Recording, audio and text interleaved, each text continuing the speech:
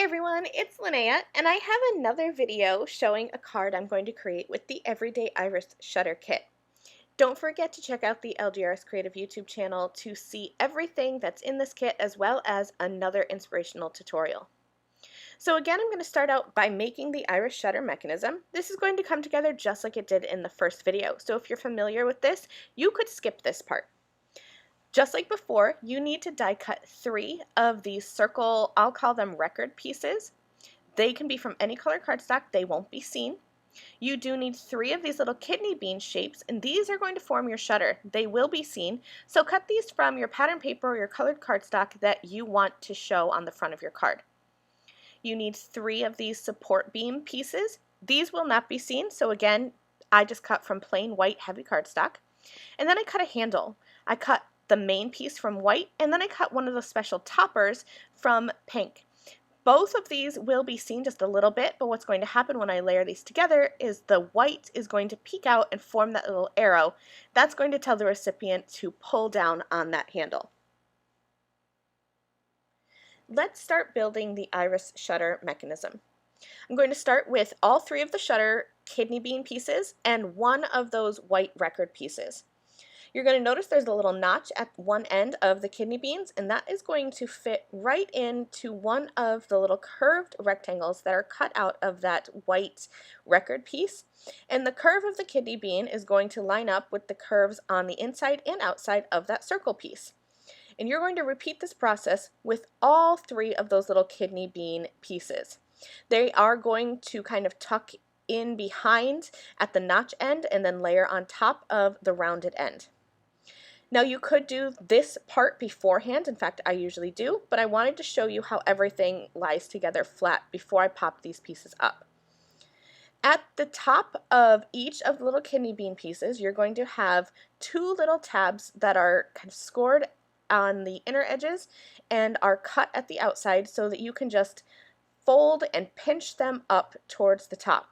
I'm going to do that on all 3 of my kidney bean pieces, and again you could do this before you put the kidney beans into your little white circle record piece, or you could do it after. It truly doesn't matter as long as those tabs are folded up and your little kidney bean pieces are notched and hooked inside of your white circle piece. So here's where we are so far. All my tabs are folded up and my edges are all aligned. I'm going to grab a second circle, and this time we're going to be looking at the little circles that are cut out of the big circle. I'm going to pinch and squeeze the tabs on one of those little kidney beans together, and I'm going to place the second record piece right over the top and push those tabs up through the circle.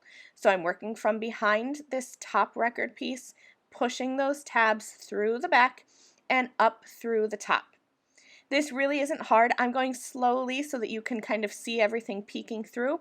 Once you do this once or twice, I promise you that these come together super easily. So here I am on my last set of tabs. I'm just going to push them both through that little circle piece, and then I will flatten down the tabs. You want to make sure that you don't glue down the tabs, because even though we're flattening them down to secure them together, they are still going to move just a little bit. I'm going to show you that now.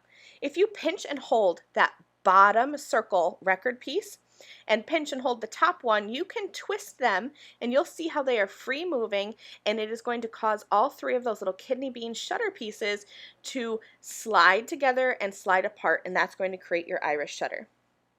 Now we're going to start adding some more support pieces to kind of bring this together. So when I flip this around to the back, so I'm looking at the bottom of that first record piece that we worked with, you can see stitched outlines of rectangles. That's where we're going to put our support pieces. So here's one of the support pieces, and you can see there are 2 score lines, and I'm just going to fold on each of those score lines. I use my fingernails and just kind of pinch and fold, and you're going to see it creates this V with what I call a little book spine. It's not completely flat. You're not folding this into a flat V. You've got kind of a little bit of a book spine look in the bottom. So I'm just going to go ahead and use my fingernails and score and fold on each of those lines, and then I'll just set them down on my work surface just for a minute. Now, on my first video, you saw me add adhesive to the back side of my iris shutter mechanism. you can do that, or you can do what I just did here and add a little bit of adhesive on to the support piece. It truly doesn't matter. Essentially what we're doing is we are putting that support piece right into those stitched rectangle outlines. And I'm making sure that that first score line butts right up against the side of this back rectangle piece here. So you can see now that I've added my adhesive onto that circle piece instead of adding it to the support piece. Like I said, it doesn't matter. It is your choice how you want to add your adhesive. Just make sure that you get those support beams adhered onto the back of that record piece. And right now we are not adhering down the top piece. They are only getting adhered onto the bottom. You're going to see me here open up those support pieces, and I'm going to start working on my handle pull tab piece. I'm going to add adhesive onto the decorative topper, the pink piece, avoiding the arrow cutout, and then I'm going to press and hold that on to that larger white backer handle piece. Now I'm going back to my iris shutter mechanism, and I'm looking for the stitched outlines on the front that look more like a square, and you're going to see that this handle pull tab nestles right into there. So I'm going to add adhesive just a little bit. You can see I got a bit too much here, so I'm just going to wipe that off. You only need a little bit of adhesive because you don't want that adhesive to squeeze down into that cutout piece.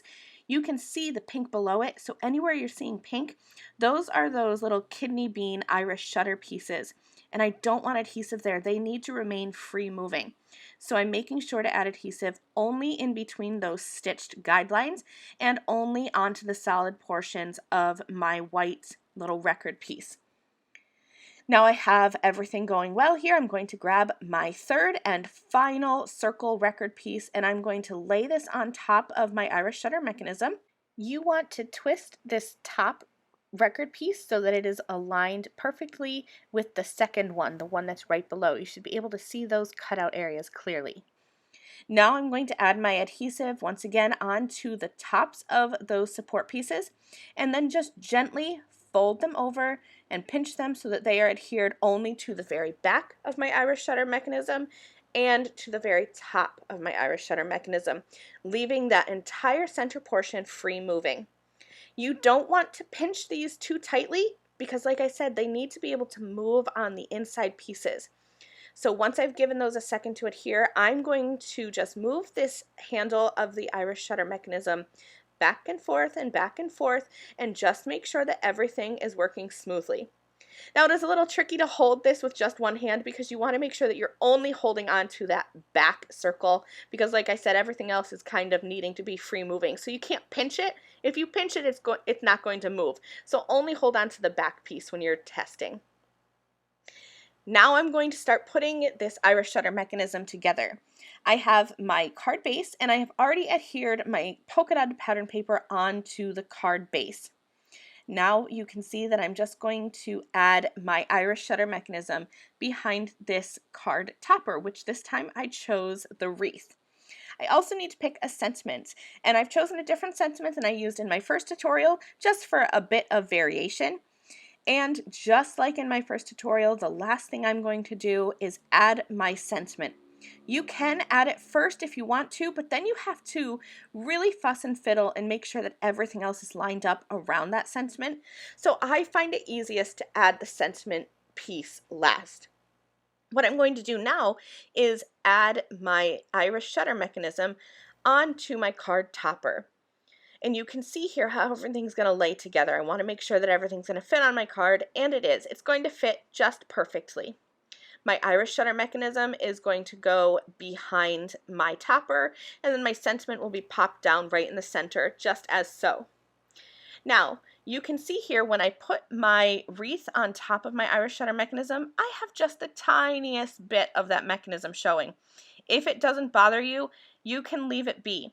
But if you want to, you can use that larger circle die from your kit and cut this pretty decorative edge so that anywhere that peeks out isn't going to be the shutter mechanism. It's just going to kind of cover everything up.